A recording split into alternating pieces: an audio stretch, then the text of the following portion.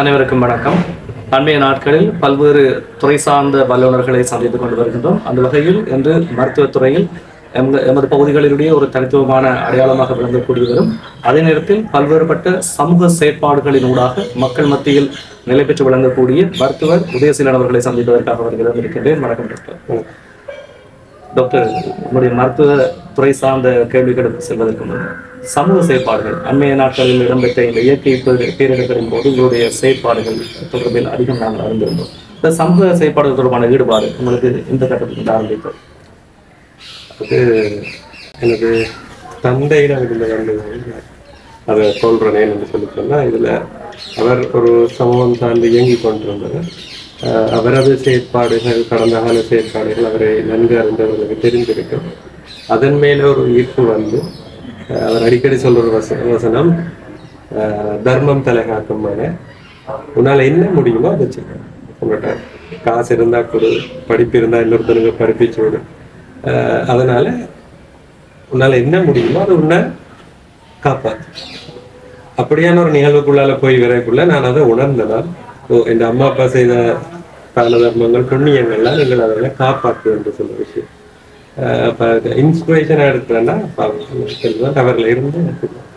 பொதுவாக இந்த மருத்துவத்துறையினுடைய கல்வியும் சரி, பின்னர் அவர்கள் தொழில்துறைக்கு போனது பின்னர் எங்களுக்கு நிறைய நண்பர்கள் இருக்கிறார்கள் மருத்துவத்துறை சார்ந்தவர்கள்.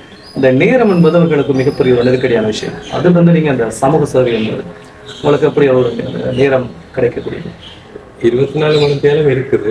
அதுல ஒரு குறிப்பிட்ட ஷிஃப்ட் உண்டு. இப்ப நான் இப்ப இருக்கிறது அனஸ்தீசியா, அதுல எனக்கு ஒரு 6 hours ஷிஃப்ட் வந்து இருக்கு. அப்ப நான் அந்த திட்டமிடுவேன். இப்ப முதல் நாள் போய் எங்க இப்ப நம்ம குறிப்பிட்ட இடத்துக்கு போகணும்னா அது தொடர்ந்து கொஞ்சம் வெளியிலையும் வேலை செய்யப்படும். நான் அது தொடர்பான திட்டமிட்டு நேர முகாமைத்துவம் வந்து இங்க சரியான முக்கியத்துவமா இருக்கு. ஏன்னா கடமை நேரம் முடிஞ்ச அப்புறம் நான் அதில் போயிருப்பேன். ஆக கஷ்டம்னு சொன்னா லீவை போயிடுவேன். ஏன்னா வெள்ள நேரத்துல கூட நான் சில நாட்கள் லீவுகளை போட்டுருப்பேன். 2 நாள் நாங்கள் லீவ் என்றாலும் சும்மா லீவ் எடுத்துற இல்லாது அதுக்கு பதில் கடமைக்கு இன்னொரு ஆளை இருத்தி போட்டு அவர் அதை ஒத்துக்கொண்டு அந்த டியூட்டியை செய்வாருன்னு சொன்னாதான் நாங்கள் வரலாம். ஆக ஒரு நெருக்கடியா இருக்குதுன்னு சொல்லி சொன்னா லீவை போட்டுட்டு போய் செய்யணும். இல்ல, குறிப்பாக டாக்டர், நீங்க பல்வேறுபட்ட சமூக கட்டமைப்புகளோட இயங்கி கொண்டிருக்கிறீங்க. அதனால உங்களால் தோற்றுவிக்கப்பட்ட இந்த சமூக கட்டமைப்புகள் பற்றி ஒரு அறிமுகத்தை வழங்க. முதல்ல நான் தொடங்கைக்குள்ள வந்து ஒரு கட்டமைப்பு என்ற ஒரு அடிப்படையில் என்னால் என்ன முடிஞ்சதோ அதை சேர்ந்து செய்வேன். அப்போ நான் பாஸ் அவுட் பண்ணின பிறகு இது சார்ந்த என்னுடைய சில நண்பர்களோட சேர்ந்து ஒரு பேரொன்றும் இல்லாம ஒரு இடம் எங்களால் முடிஞ்சதில் செய்து என்ன மாதிரியான உதவிகள் ஆரம்பத்தில்? என்னுடையது வந்து கல்வி, வாழ்வாதாரம், மருத்துவம், இந்த உணவு சம்பந்தப்பட்ட விடயங்கள், இதுகள்லாம் செய்து கொண்டிருக்கிறோம். அதை விட பொதுவாக இந்த இந்த கேட்டகரியில் என்ன செய்யலாம்ன்றது வாழ்வாதாரம், கல்வி, மருத்துவம். இனங்காணப்பட்ட கட்டமைப்புகள் பேர் என்று சொல்லக்கூடிய கட்டமைப்புகள். அதுக்கு பிறகு நான் வந்து புதுக்குடியிருப்புல இருக்கிற ஒரு கழகம் ஒன்று, கிரிக்கெட் கழகம் ஒன்றை தோற்றுவிக்கிறேன். புதுக்குடியிருப்பு மத்திய சமுதாய கழகம் இப்போ இயங்கி கொண்டிருக்குது. அந்த கழகத்துக்கூடாக சிலதுகளை செய்து கொண்டு இருந்தேன். ஏனெண்டா எங்க போனோம்னா முதலாவது இருக்கிறது நீங்கள் ஆக்கள் இந்த சனத்துக்கும் ஒரு பயம் இருக்கும். இது யாரும் கட்சியா இது யார் என்ன பிடிக்கும். அப்புறம் அப்படியே இயங்கி கொண்டு வரைக்கும் 2018-19 கடும் வெள்ளம் வந்து வன்னியில ஏற்பட்டது. அதை தொடர்ந்து அந்த நேரத்துல உலகத்தமிழ் மாணவர் ஒன்றியத்தோட வேலை செய்து வந்தோம். தொடர்ச்சியாக அதனோடாக இந்த வரைக்கும் செய்து வந்தது. உலகத்தமிழ் மாணவர் ஒன்றியம் சொல்கின்ற போது உங்களுக்கு அரசியல் ரீதியான நெருக்கடிகள் ஏற்பட்டது. நிச்சயமா கண்ண நெருக்கடிகள் ஏற்பட்டது. இந்த பெயருக்காகவே உலகத்தமிழ் உண்மையில என்னன்னா அது அவங்க ஒரு மாணவர்களா இருக்கைக்குள்ள தொடங்கின ஒரு விஷயம். மாணவர்கள் வந்து அப்ப எல்லாரையும் சேர்க்கிறதுக்காக உலகத்தமிழ் மாணவர் ஒன்றியம் கூட ஒரு பெயர் வைக்கப்பட்டது. ஆனா அது உலகத்தமிழ் என்று சொல்லி சொன்னோன்னா அது ஒரு சின்ன ஒரு அச்சுறுத்தலாக சில பகுதிகள் நினைக்கிறபடி. ஆனா அதுல எந்த குழுக்கெல்லாம் சேர்ந்து கொள்ளலாம், தமிழர்களாக சேர்கின்ற போது ஒரு பிரச்சனை வந்திருக்கு. பரவாயில்ல, எல்லாத்துலயும் அச்சுறுத்தல் இருக்குதானே. எது செய்ய போனாலும் அச்சுறுத்தல். உலகம் தழுவின ஆக்கள் அதுல உதவி செய்யணும் என்றபடியா ஒரு உலகத்தமிழ் மாணவர் ஒன்றியம். அப்ப இந்த வரைக்கும் சிலர் இருக்கிறது, நீங்கள் இன்னும் மாணவர்னா பள்ளிக்கூட மாணவர் அல்லது பல்கலைக்கழக மாணவர் மட்டுமே மாணவர். மருத்துவத்துல இன்னும் ஒரு மாணவர் தான். அதை கற்றுக்கொண்டு இருக்கிறபடியா ஒரு மாணவர் தான். சாகும் வரைக்கும் எல்லாருமே ஒரு மாணவர். தொடர்ச்சியாக இந்த போருக்கு பின்னர் எங்களுடைய சமுதாயம் வந்து ஏதோ ஒரு கட்டத்துல இன்னொரு ஆளோட உதவியில தங்கி வாழ வேண்டிய ஒரு நிலை இருக்கு. அப்படி இருக்கக்கூடிய நிலையில இன்றைக்கும் வெளிநாடுகள்ல இருந்து பல மக்கள் உதவி செய்து கொண்டிருக்கிறார்கள். ஆனால் அந்த உதவிகள் தனிப்பட்ட ஒருவர் மூலமாக இப்ப அண்மையில பார்த்தோம்னா இந்த யூடியூபர்ஸ் உதவி செய்கிற இந்த கலாச்சாரம் வந்து இந்த இடத்துல அதிகமா போயிட்டு, அப்ப இந்த நிதி வந்து ஒரு கட்டமைப்பு இல்லாத வகையில பல்வேறுபட்ட இடங்களில் சிதறி போகுது. அந்த நிதியை வந்து ஒருமுகப்படுத்தி சரியான உதவிகள் சரியான இடத்துல போய் சேர்றதுக்கான ஏதாவது கட்டமைப்புகள் அல்லது முன்மொழிவுகள் உங்கள்ட்ட இருக்கா? முன்மொழிவுகள் இருக்குது. இப்ப என்னன்னு சொல்லி சொன்னா, உண்மையிலேயே அது ஒரு அரசியல் மயப்படுத்தப்பட்டதாக வடமாகாண சபை இயங்குகிற நேரத்தில் அதை செய்திருக்கலாம். அவர்களுக்கான சில வரையறைகள் இருந்தது. முதலமைச்சர் நிதியை கொண்டு வரது இல்லாத எல்லாமே பிரச்சனை இருந்திருக்கலாம். ஆனா இதுக்கான ஒரு கட்டமைப்பா அந்த நேரம் அரசாங்கத்தோடய யாரும், ஏன்னா அதுக்கு முதல் வந்து தமிழர் புலர்வாழ்வு கழகம் அப்படின்னு சொல்லியெல்லாம் அந்த காலத்துல இருந்தபடியா தான் இங்க என்ஜிஓஸ் தான் எல்லாத்தையுமே அரசாங்கம் செய்தன்றதை விட என்ஜிஓஸ் காலாகாலத்துல ஒவ்வொரு அரசு சார்பற்ற நிறுவனங்களும் இருந்து அதனோட குறிப்பிட்ட காலம் பாத்தீங்கன்னா பரப்புற வைத்தியசாலை வந்து உங்களுக்கு MSF நடத்தப்பட்டு கொண்டு வந்தது. 95க்கு முதல் வந்து ஒவ்வொரு வைத்தியசாலைகளையும் வந்து மண்ணியில இருக்கக்குள்ள போற நேரத்துல அநேக வைத்தியசாலைகள்ல MSF இருந்தது, ICRC இருந்தது, அந்த அவைந்த டாக்டர்ஸ் இருந்தவங்க ஒரு அரசு சார்பற்ற இணையங்கள் இருந்தோன்று. தனிப்பட்ட அமைப்பாக கொண்டு வர ஒரு அமைப்பொண்டு உருவாக்கப்படத்தான் வேணும். அது நிச்சயமாக ஒரு அரசியல் அங்கீகாரம் கொண்டு அதுக்கு இருக்க வேண்டும். இல்லாட்டி வந்து கடுமையான ஒரு அச்சுறுத்தல் வரும். ஏனென்றா நீங்கள் வெளியில இருந்து ஒரு காசு ஒரு ஆள்கிட்ட எடுக்கிறீங்கன்னு சொன்னாரு சில வேளை உங்களோட எல்லாருமே இங்க கண்காணிக்கப்படும். உங்களோட நண்பரோ அல்லது இவர் வந்து ஒரு பிறந்த நாளுக்கு கொண்ட செய்யறீங்கன்னா கூட அங்க ஒரு கேள்வி ஒன்று எழுப்பப்படும். இவர் யார் செய்கிறார், வேற என்னத்துக்கு செய்கிறார், இது என்னது, ஏன் இதை செய்ய வேண்டிய தேவை என்ன இருக்குன்னு சொல்லி இருக்குது. மற்றது நிதி வந்து இப்ப நீங்க சொன்ன மாதிரி பறந்து போட்டு எல்லாரிடம் போயிருக்கல யூடியூப்ல செய்யணுமா கிடைச்ச. இப்ப ஆனந்தபுரத்துல நான் ஒரு வீட்டுக்கு இந்த வெள்ள நேரம் ஒரு உதவி ஒன்று கேட்கப்பட்டு நான் சரி அவர்கள் கேட்டதை கொண்டு எங்களோட வாலண்டியர் ஒரு ஆள் போறேன். அங்க போய்க்கலாம். அங்க ஒரு யூடியூபர்ஸ் வீட்டையும் வந்து படத்தையும் எடுத்து கொண்டிருக்கலாம். எனக்கு அவர் அங்கே அப்டேட் பண்றாரு, அண்ணன் அப்படி ஒரு யூடியூபர் வந்து எடுக்கிறாரு, என்ன செய்யறாரு. இப்ப நாங்கள் வந்து அதையெல்லாம் தடுக்கிறதோ என்ன பண்றதுக்கு விட நாங்கள் என்ன செய்யலாம்னு சொன்னீங்க. அதுல நான் கமெண்ட் பண்றதுக்கு விரும்பல. நீ அவருக்கு ஒரு ஆள் போடுறாரு, அவர் கொடுக்குறாரு, அவரை பொறுத்து சரிதான். அதுக்கான கணக்கு அவர் காட்டுறாரு இல்லை, அவருக்குரிய பொறுப்பு கூறல் வந்து அவருக்கு சரிதான். காலப்போக்குல அந்த கொடுக்குறவர்களோட சைட்ல வந்து ஒரு நம்பிக்கை இல்லாம எங்கிட்ட ஒரு கலாச்சாரம் இருக்குது, ஒரு கட்டத்துல தூக்கி வச்சு கொண்டாடுவோம். இப்ப பார்த்தோம்னா அண்மையில பிரச்சனை போய் கொண்டிருக்கு. யாரும் கூட அந்த நிதி பங்களிப்புகள் நடந்தது. அவர்களே துரோகிகள், கள்ளர்கள் என்று சில முத்திர குத்தி எல்லாம் வரையக்கூட அதான் சொன்னப்ப இந்த இது இன்னொரு பிரதானமான விஷயம் என்னன்னு சொல்லி சொன்னேன். ஒரு இப்ப நான் ஒரு அமைப்புக்குள்ளால போய் ஒரு உதவி செய்துட்டு வருவேன், இன்னொரு அமைப்பு போய் என்ன செய்யணும் அந்த இடத்துல உதவி செய்துட்டு வருவேன். அப்படியே போய்க்குள்ள ஆனா குறிப்பிட்ட ஒரு இடத்துல எதுவுமே கொடுக்கப்பட்டிருக்காரு. இப்ப நான் கௌதாரி சொல்லுவேன், பக்கத்துல நீங்க பாஷூர் கடல் எடுத்து போவீங்களா இருந்தா 10-15 நிமிஷத்துல போட்ல போகக்கூடிய ஒரு தூரம். எல்லா இடமும் சுத்தி சுத்தி கொடுவிட்டு கொண்டு அங்க எந்த ஒரு உணவுமே போகும், எந்த ஒரு வசதியுமே போகுது. இன்றைக்கும் டிஎம்சில இருந்து கிடைக்கணும் நாச்சிக்குடா பகுதிக்கு எதுக்குமே விரையில படங்களும் அனுப்பியிருக்கு, பேசால அனுப்பியிருக்கணும். அப்ப சில கிராமங்கள் இதுல எல்லாம் விடுபட்டு கொண்டு போகும். அந்த வளங்களை பகிர்ந்து கொள்ற பிரச்சனையும் இருக்கு. ரெண்டாவது விஷயங்கள் பொறுப்பு கூறணும். இப்ப இந்த நிச்சயமா ஒரு கட்டமைப்பு உருவாக்கப்பட வேண்டும். இப்ப நான் சில வேளை யாராவது ஒரு இப்ப கொரோனா நேரம் குறிப்பிட்ட ஒரு சத்திர சிகிச்சைக்கான மருந்துகளிட்ட வைத்தியசாலைக்கு உதவி வேணும் நான் எனக்கு தெரிந்த நண்பர்கள்ட்ட அந்த நலன்புரி சங்கத்தின் கடிதத்தை எடுத்து அவர்களுக்கு அனுப்பி போட்டோம். ஒரு சதம் நாங்கள் வேண்ட மாட்டோம், நேரம் அந்த நலன்புரி சங்கத்துக்கு இதற்காகத்தான் என்று சொல்லி அவரை டிபாசிட் பண்ணினா அதை எடுத்து அவர்கள் செலவழிப்பார். அப்ப ஒரு வைத்தியசாலைக்கு நலன்புரி சங்கம் இருக்கக்குள்ள அந்த பொறுப்பு குரல் நலன்புரி சங்கத்துக்கு இருக்கு. அப்ப அதுல எல்லாம் ஒரு டிரான்ஸ்பரன்சி இருக்கும், ஒரு அக்கௌண்டபிலிட்டி இருக்கு. ஆனா இப்ப எனக்கு போட்டுதுன்னு சொல்லி சொன்னேன், இன்னொரு ஆளுக்கும் போடுதுன்னு சொன்னேன். எங்க போகுது, எவ்வளவு போகுது, மற்றது முக்கியமாக இந்த மாணவர்களோட கல்வி உதவி ஒரு ஒரு ஆள் வந்து ரிக்வெஸ்ட் பண்ணும், எனக்கு கல்வி தொகை வேணும்னு நாங்களும் உதவி செய்யும். அதே மாதிரி அதே ஆள் இன்னொரு ஆள்கிட்ட ரிக்வெஸ்ட் பண்றது. ஆனா அவர்கிட்ட வருதா இல்லையான்றது எனக்கு தெரியாது. நான் போய் அவருக்கு கௌரவப்படுத்தல, அந்த பிள்ளைகிட்ட போய் இன்னொரு இடத்துல வருதா இல்லையான்னு.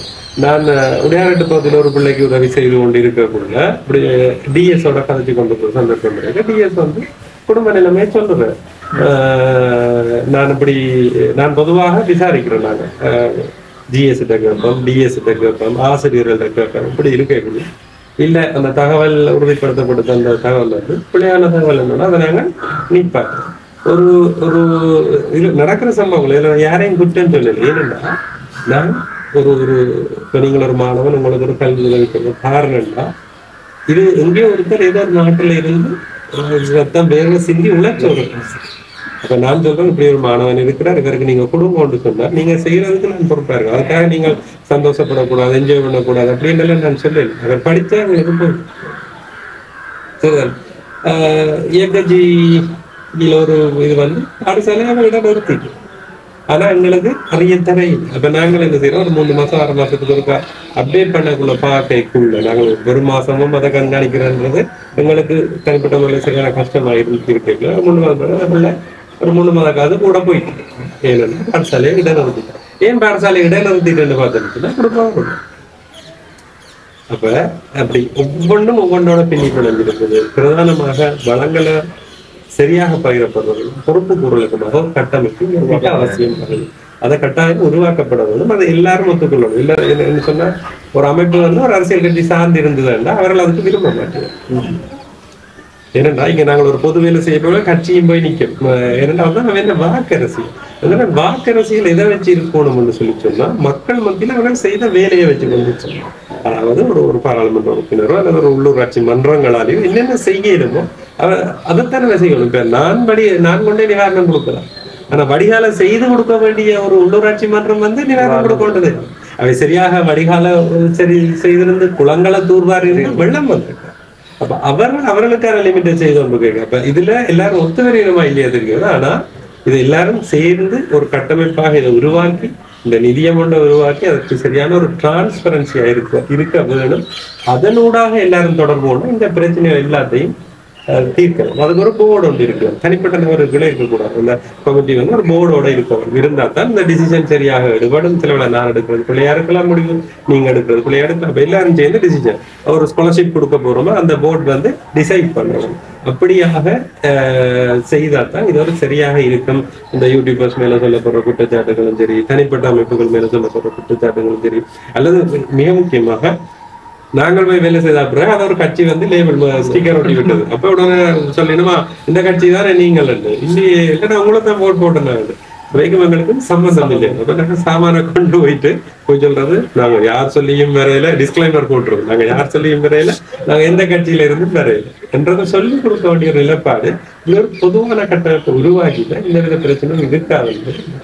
இதுல நாங்க யூடியூபர்ஸ் மேல எந்த குற்றச்சாட்டுகளும் சொல்ல வரையில இருந்ததுன்னா, இன்றைக்கு உதவி செஞ்சு கொண்டிருக்கிறோம், நாளைக்கு மாறி அவர்களும் துரோகியாகவோ இல்லை கள்ளனாகவோ பட்டம் சுமத்த வேண்டிய நிலைமைகளும் இருக்காது. இந்த அவர்களுக்கும் ஒரு நம்பிக்கை வரும், தங்களோட காசு வந்து உரியவர்களை போய் சென்றடைகிறது சொல்லி. அதுக்காக ஒரு கட்டமைப்பு வந்து உருவாக்க விடணும். பட் நீங்கள் உருவாக்கின கட்டமைப்புகள்ல என்ன மாதிரி ஆட்கள் இணைந்து கொள்ளணும்? உங்களோட நண்பர் வட்டாரமா அல்லது உங்களோட படித்தவர்கள்? இது ஒரு லீடர். இதுல வந்து நீங்க உங்களோட செய்த ஒவ்வொருத்தருக்குள்ளேயும் ஒரு ஆசை இருக்கு. நான் ஒரு நாளுக்கு செய்ய வேண்டும் கொண்டு இருக்கு. அப்ப நாங்கள் ஆரம்பத்துல இருந்தாக்கள்ல சில வெளிநாடு போயிட்டோம், சிலர் ஒரு இதுக்கு போன அப்புறம் இப்ப இந்த முறை மழை வெள்ளத்துல சேர்ந்து செய்ய நீங்க செய்யறதை பார்க்கணும். எங்களுக்கு ஒரு திருப்தி இருக்குது, ஆத்ம திருப்தி இருக்குது. நாங்களும் உங்களோட வாரம் கொண்டு சொல்லி அந்த மாதிரியாக ஜாயின் பண்ணிக்கொள்ளோம். அப்படி பேர் சொல்லி அழைக்கக்கூடிய அமைப்புகள் இருந்தால் அது நாங்கள் அறிமுகப்படுத்திக் கொள்ளலாம். சொன்னா சில பேருக்கு அந்த உங்களோட இணைந்து செய்ய வேண்டும் என்ற ஆர்வம் இருக்கலாம். இல்ல, இந்த முறை இதுல இந்த பொது கட்டமைப்பு ஒன்று தேவை என்றதன் அடிப்படையாக நாங்கள் தொடங்கின ஒரு விஷயம் வந்து, அப்போ ஒரு எண்ணெய் கருவுல பலரோட சேர்ந்து கதை கேட்க ஓகே மக்கள் செயல் என்று சொல்லி ஒன்றை கொண்டு வரைக்கும் அதுல பரதப்படாத வாலிபர் சங்கம். இப்ப எங்களுக்கு இடையில நிதிகள் கூட பரிமாற்றம் செய்யணும். இப்ப இங்க ஒரு இடத்துல தேவை இருக்குன்னு சொன்னோம்னா உலக தமிழ்மான ஒன்றியம் என்ன செய்யணும், அவைக்கு 1,00,000 போடுது, ரைட் இதை செய்யணும். அவை அதுக்குரிய கணக்குகளை செய்துட்டு வைக்க கொடுக்கணும். எல்லா இடத்துலையும் போய் எல்லாரும் நிக்கணும். தென்மராட்சி அபிவிருத்தி ஒன்றியம், இதை விட சில தனிப்பட்ட முறையில ஒருத்தர வந்து சொல்லணும். இந்த 2 அமைப்புகள், அதை விட இந்த முறை மிக முக்கியமாக மருத்துவ விடமானவர் ஒன்றியம் வந்து உங்களோட சரியான உதவியில நின்றது. அந்த தகவல் மையமாக இருந்து தகவல்களை சேகரிக்கிறது, தகவல்களை பரிமாறுறது. அது மட்டும் இல்லாம ராமநாதபுரம்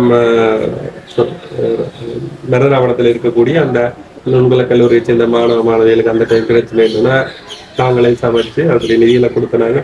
அந்த சாப்பாடை கொண்டே சேர்த்து அந்த மாதிரி செய்து கொண்டிருந்தாங்க. குறிப்பிடத்தக்க இந்த அமைப்புகள் இது ஒரு பரிச்சார்த்தமா தொடங்கினாங்க. உண்மையில அது ஒரு வெற்றிகரமானதா தான் முடிஞ்சது. இல்லை, நான் அதுக்கு அறிஞ்சுதான் டாக்டர் அதை திருப்பி கேட்டுக்கொண்டுதான். இப்ப உங்களுக்கு ஒரு 4 குழுக்களுக்கு மேல நீங்க ஒருங்கிணைந்து செயல்படுறீங்க. இல்ல, இதை வச்சு உங்களுக்கு கீழே இல்லை, நானும் வந்து ஒரு பொதுவான ஒரு எண்ணத்துல சேர்ந்து வேலை செஞ்சேன். அதை வச்சு கூட ஒரு கட்டமைப்பு தோற்றுவிக்கப்படக்கூடாது.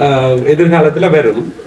இனி என்னன்னு சொல்லி சொன்னா, ஒரு கட்டமைப்பு உருவாக்கக்குள்ள பொதுவாக இருக்க வேண்டியது நாங்கள் அறப்பேசி உருவாக்கணுன்ற மாதிரி ஒரு யாப் ஒன்று சரியான விதத்துல உருவாக்க வேணும். ஏனென்றால் அந்த யாப்புக்கு நாங்கள் எப்படி எடுக்க போறோம், அமைப்பு சார்பாக எடுக்க போறோமா அல்லது தனி உறுப்பினர்களாக உறுப்பினர் சேர்க்கை எப்படி இருக்க போகுது? யாப்ல 2 விதமாகவும் இருக்கலாம். ஏனென்றா இப்ப ஒருத்தர் வந்து ஒரு குறிப்பிட்ட அமைப்பில் உலகத்தல் ஒன்றியத்திலேயே நான் இருக்க விரும்புறேன், அந்த ஒன்றியம் அங்க சேரும். சரிதானே? இல்ல என்ன நடக்கும்னா இந்த ஒன்றிய இப்ப நான் தனிப்பட்ட உறுப்பினர் சேர்க்கை என்று வெளிக்கிட்டா இந்த பகுதியாக இருக்கக்கூடிய அல்லது ஒரு பாடசாலை ஆண்டின ஒரு பழைய மாணவர் சங்கம் இருக்கும், அல்லது ஒரு சனசமூக நிலையம் இருக்கலாம். அப்படியான இதுகள் என்ன செய்ய மாட்டா உடைஞ்சு போயிடும். அப்ப என்ன செய்யலாம்னா யாப் ஒன்று சீராக உருவாக்கப்பட வேண்டும். அந்த யாப்பில வந்து அல்லது சிலர் நேரடியாக அந்த கட்டமைப்பிலே நாங்கள் வந்து சேர போறோம் என்று சொல்றாங்க. உறுப்பினர் சேர்க்கைகள் உட்பட நிதிகள் செய்ய வேண்டி வரும் என்று சொல்லிச்சுன்னா அந்த கணக்குகள் அப்படியான விஷயத்துல ஒரு தகுந்த யாப் கொண்ட முதல்ல உருவாக்க வேணும். அதுக்கு உடன்பட்டு வரைக்குள்ள அது வடக்கோ கிழக்கோ மலையகமோ தெற்கோ உங்களுக்கு ஏற்கனவே நான் ஒரு படியிலையும் சொல்லி கொண்டிருக்கிறேன்னு சொல்ல இலங்கையில 25 மாவட்டத்திலையும் தமிழ் பாடசாலைகள் இருக்கு, தமிழ் மாணவரும் இருக்கு.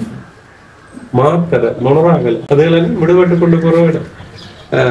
அப்படியான இடத்துல இருக்கிறவரும் என்ன செய்யலாம், அங்க ஒரு அமைப்பை உருவாக்கி போட்டு இந்த கட்டமைப்புல சேரும். இந்த கட்டமைப்புல சேர்ந்து விட்டு என்ன சொல்லலாம், எனது பாடசாலைக்கு இப்படி பிரச்சனை இருக்குது, இது இருக்கு, ஓகே அதை கன்சிடர் பண்றது, அதை ஆய்வு செய்யற ஒரு குழு அங்க நிதியை வந்து செய்யறது. தனியா வருமான வடக்கு கிழக்கு சொல்லி இருக்கிறத விட இப்படி போயிருக்கு. மலையகம்ல மிகவும் போன முறை நான் என்ன செய்யறதுன்னா பன்வில பகுதியில் இருக்கக்கூடிய 3 பாடசாலைகளுக்கு முற்று முழுதாக அங்க இருக்கக்கூடிய மாணவர்களுக்கு வந்து கல்வி உபகரணங்களை கொடுத்துட்டு வந்தாங்க. என்னன்னா அதெல்லாம் நீங்கள் குறிப்பாக படப்பிராந்தியத்தில் முல்லைத்தீவை பூர்வீகமாக இல்ல, நான் யாழ்ப்பாணத்துல பிறந்தது, 95 பேர் கொண்டு வளர்ந்தது படிச்சது எல்லாமே முல்லைத்தீவு சொன்னபடியே முல்லைத்தீவு சொல்லி உங்களுக்கு ஒரு மலையகத்தில் இருக்கக்கூடிய தேவைகள் அதெல்லாம் நீங்க எப்படி அறிஞ்சு கொண்டு அங்க நகரக்கூடிய மாதிரி நீங்கள் முகநூல் என்று சொல்ற ஒரு விஷயத்த சரியா கையாண்டீங்கள் என்று சொல்லி சொன்னா இந்த தகவல்கள் அடுத்த செகண்டே போகும்.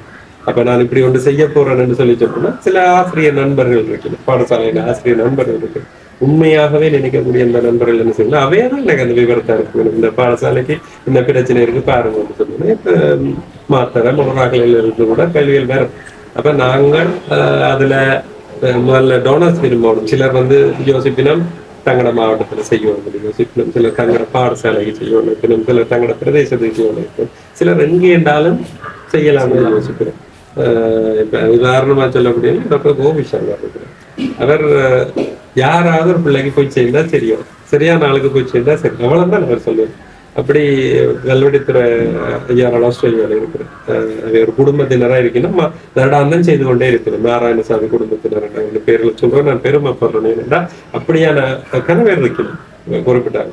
அப்ப அவை என்ன செய்யணும், அதை விட இப்ப இந்த இடர் 2 வரைக்குள்ள வெள்ளமோ சரி கொரோனாவோ சரி இந்த முகநூல்ல இருக்கிற கன நண்பர்கள் பசிச்சவர்களுக்கு கொண்டே கொடுத்துருவோம், பாதிக்கப்பட்டவர்களுக்கு கொடுத்துருவோம். இவ்வளவு எங்களோட பெயர் வரக்கூடாதுன்னு சொல்லி